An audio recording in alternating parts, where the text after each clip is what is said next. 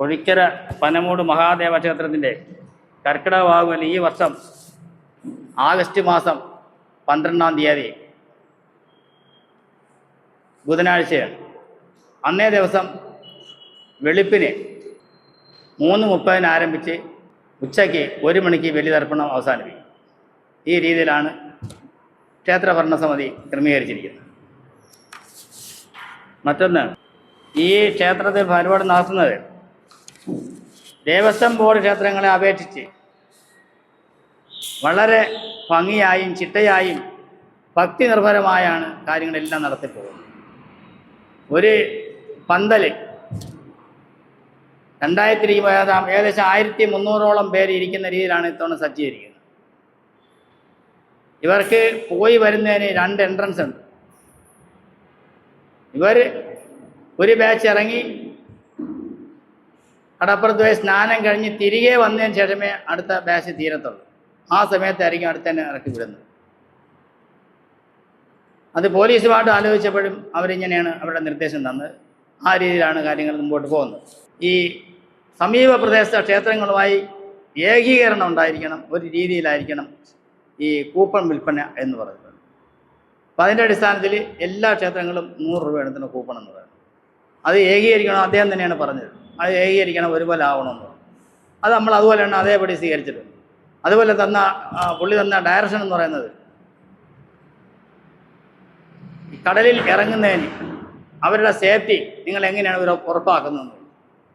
നമ്മൾ സാധാരണഗതിയിൽ ഉറപ്പാക്കുന്നത് പറയുന്നത് ഫയർഫോഴ്സ് ഉദ്യോഗസ്ഥന്മാരുണ്ട്, ലൈഫ് ഗാർഡ് 5 പേര് കാണും, ലോക്കല് അതായത് മത്സ്യത്തൊഴിലാളി കടലിൻ്റെ ആഴം അറിയുന്ന കടലിൻ്റെ മക്കളെന്നറിയപ്പെടുന്ന അവരെല്ലാം വ്യക്തമായിട്ട് അറിയുന്ന അവർക്കാണ്, അവർ 10 പേര് കാണും.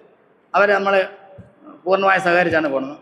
ഈ ദിവസങ്ങളിലൊന്നും ഈ 3 ദിവസങ്ങളിൽ മത്സ്യത്തൊഴിലാളികളൊന്നും കടലിൽ പോകത്തില്ല. അത്രയും സഹകരിച്ചാണ് നമ്മൾ പോകുന്നത്. അതിലുപരി ഫയർഫോഴ്സിൻ്റെ സ്കൂബ ടീമുണ്ട്, സിവില് കാണും, അതിൽ 15 പേരെ ഏർപ്പാട് ചെയ്തിട്ടുണ്ട്. ഈ 15 പേർക്കെന്ന് പറഞ്ഞാൽ നമ്മൾ പേയ്മെൻ്റാണത്, എങ്കിലും നമുക്ക് അത്യാവശ്യമാണ്. അവർ ഏത് വന്നാലും അത് ചെയ്യുന്ന രീതിയിൽ പോകും. അതുപോലെ തന്നെ ഫയർഫോഴ്സ് ലൈഫ് ഗാർഡിനോട് ചേർന്ന് വടം കെട്ടിയാൽ തിരിക്കും.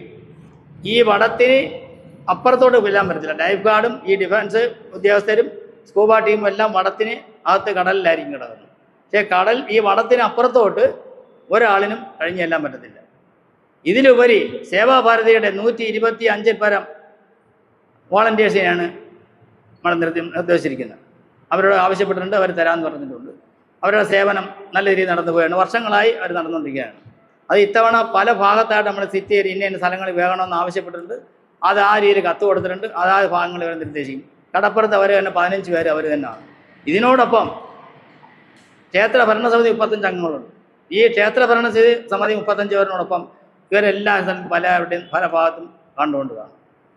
അവരെല്ലാവരെയും സഹായിക്കുന്നതായിരിക്കും. അതിലുപരി എവിടെ എന്ത് ഈ ക്ഷേത്രം പരിസരം, റോഡ്, കടപ്പുറം, കർമ്മപ്പന്തൽ, കൂപ്പം വെക്കുന്ന ഒരു പന്തലുണ്ട്. അവിടെ വരെ എന്ത് നടക്കുമെന്ന് അറിയാൻ വേണ്ടി സകല CCTV ഫിറ്റ് ചെയ്തിട്ടുണ്ട്.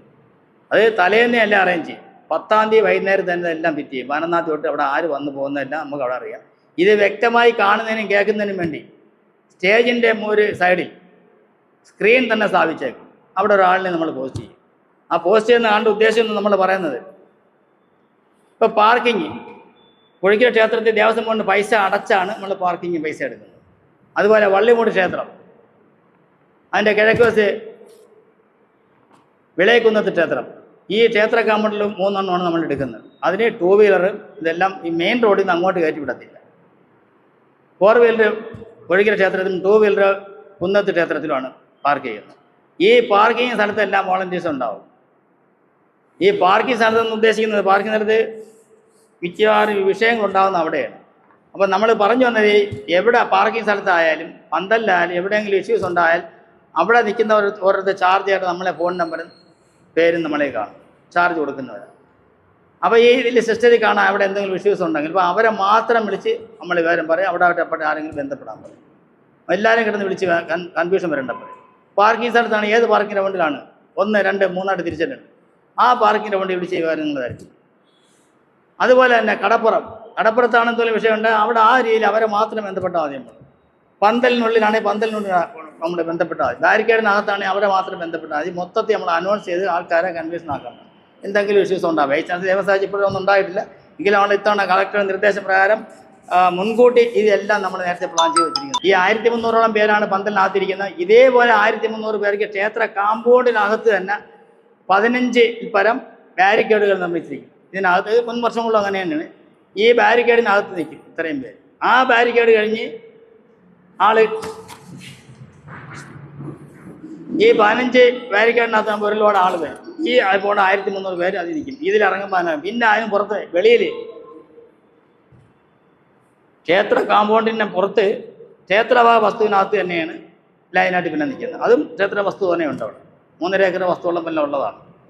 അതിനകത്ത് തന്നെ ലൈനായിട്ട് ആൾക്കാർ നിൽക്കും. റോഡിന് യാതൊരുവിധ തടസ്സം വരാതെ വാഹനങ്ങൾക്കോ വരുന്നവർക്കോ തടസ്സങ്ങൾ ഉണ്ടാവാതിരിക്കാനാണ്.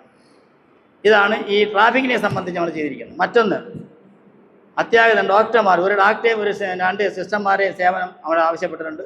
ആംബുലൻസ് സർവീസ് ഉൾപ്പെടെയാണ് വരുത്തിരുന്നത്.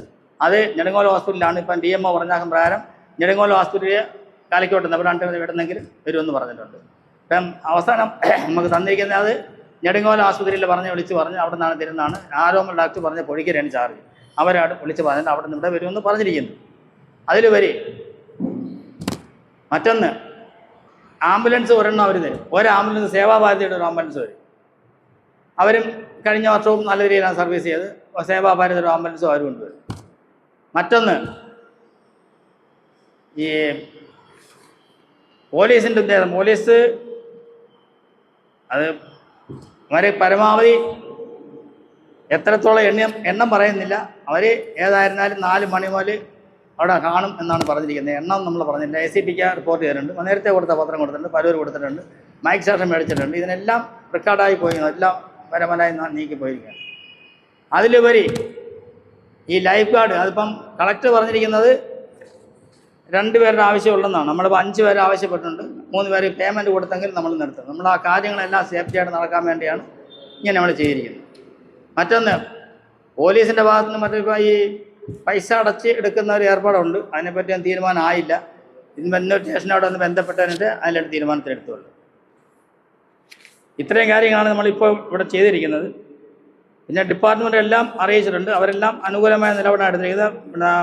വില്ലേജ് ഓഫീസർ 2 പ്രാവശ്യം വന്നിരുന്നു. സൈലം വന്നിട്ട് കഴിഞ്ഞ തവണയും എക്സിക്യൂട്ടീവ് മജിസ്ട്രേറ്റിൻ്റെ നേതൃത്വത്തിലാണ് ചാർജുള്ള സബ് കളക്ടറായിരുന്നു പുള്ളി. എക്സിക്യൂട്ടീവ് മജിസ്ട്രേറ്റ് ചാർജ് കൂടെ ആയിരുന്നു. സൈറ്റ് ഇരുന്ന് ബലിതർപ്പണം കഴിഞ്ഞതിന് ശേഷമാണ് പുള്ളി പോയത്.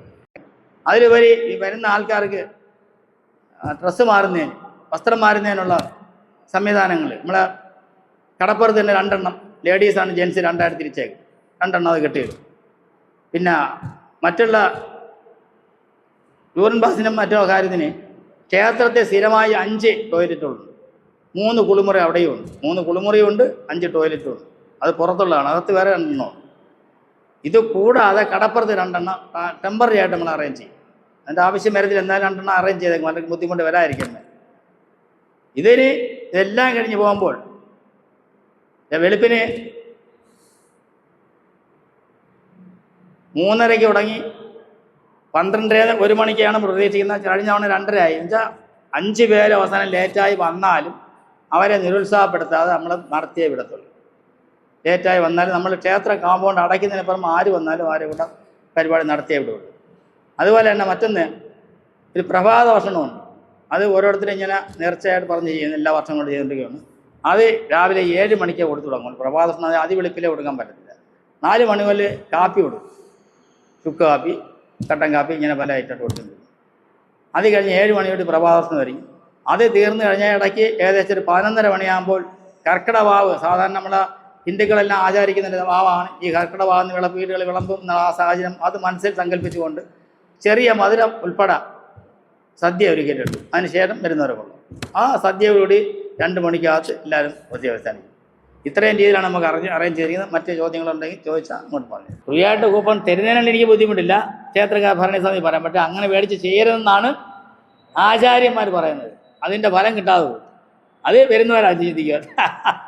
അത്രയും അധികം പറയാനുള്ളത്. പാർക്കിംഗ് ഫീസൊന്നുമില്ല. ഫ്രീ എല്ലാം ഫ്രീ. പാർക്കിംഗ് ഫീസ് അങ്ങനെ യാതൊരു ഫീസും ഇല്ല. പാർക്കിംഗ് എല്ലാം നമ്മൾ വാടകയോടെ നമ്മൾ എടുത്തിട്ടിരിക്കുകയല്ലേ. ഉണ്ട്. അതായത് ഒന്ന് മേജർ ദേവസ്വം ക്ഷേത്രം, അത് ദേവസ്വം ബോണ്ടാവും. കോഴിക്കര 5650 രൂപയാണ്. ഒരു 4-5 വർഷത്തിന് ഇപ്പുറമാണ്. കഴിഞ്ഞ 5 വർഷം 3000 രൂപ ഉള്ളായിരുന്നു. നമ്മൾ പൈസ കൊടുക്കണം, പൈസ കൊടുത്ത് ചെയ്യണം. പിന്നെ ഒരു വള്ളിമൂട് ക്ഷേത്രം, അത് പൈസ കൊടുക്കണ്ട. ഒരു വിളയക്കുന്ന് ക്ഷേത്രം, അതിനും പൈസ കൊടുക്കണം. അത് അവിടെ 2 വീലറാണ് പാർക്ക് ചെയ്യുന്നത്. പിന്നെ ഈ നമ്മളെ ഖജാൻജിയുടെ ഒരു വസ്തു അതിനോട് ചേർന്ന് തന്നെ കിടപ്പുണ്ട്. 80 സെൻറ്റ് വസ്തു കിടപ്പം, അതും നമ്മൾ ഇതിനോട് ഉപയോഗിക്കുന്നത്. അത് വേണ്ടി വരത്തില്ല. അപ്പോൾ ഇങ്ങനെയുള്ള സ്ഥലവും സൗകര്യം ഉള്ളതുണ്ട്. പിന്നെ ഒരു ഭജനമഠം കിടപ്പുണ്ട്, അവിടെയാണ് ഈ കാപ്പിയും എല്ലാം കൊടുക്കുന്നത്. അങ്ങനെ അറേഞ്ച്മെൻ്റ് ഉണ്ട്.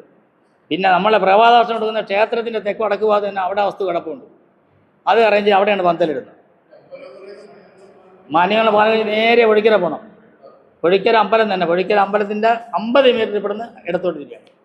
അകത്തോട്ട് ഇടത്തോടെ 50 മീറ്റർ അവിടെ തിരിഞ്ഞാൽ പിന്നെ 100 മീറ്ററേ ഉള്ളൂ അവിടെ ക്ഷേത്രമായിട്ട്.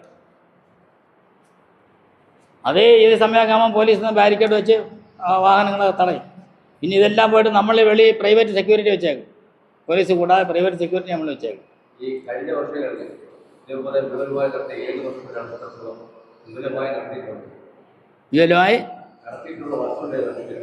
ഇപ്പോൾ ഒരു 7 വർഷമാണ് വിപുലമായിട്ട് നടത്തിയത്. 7 വർഷം വിപുലമായി തന്നെയാണ്. 7-8 വർഷമുണ്ട്. ഇത് 8ാമത്തെ വർഷമാണ് വിപുലം. മറ്റേത് നമ്മൾ കുറവായിരുന്നു. ഒരു പന്തലിടും, കുറച്ച് പേരെ എടുത്തും ഏകദേശം 5000 പേര് 3000 പേര് 2000 പേര് അകത്ത് വരും നടത്തി അങ്ങനെ പൊയ്ക്കൊണ്ടിരിക്കുകയായിരുന്നു. ഈ ഗവൺമെൻറ് സംവിധാനത്തിൽ കൂടെ വന്ന് നമുക്ക് സഹായങ്ങൾ കിട്ടിയപ്പോഴത്തേക്കാണ് നമ്മൾ വിശാലമായി നടത്തി ഇറങ്ങാൻ കഴിയും. അങ്ങനെയാണ് നമുക്ക് ഇപ്പം ഞാൻ വരുന്നത്.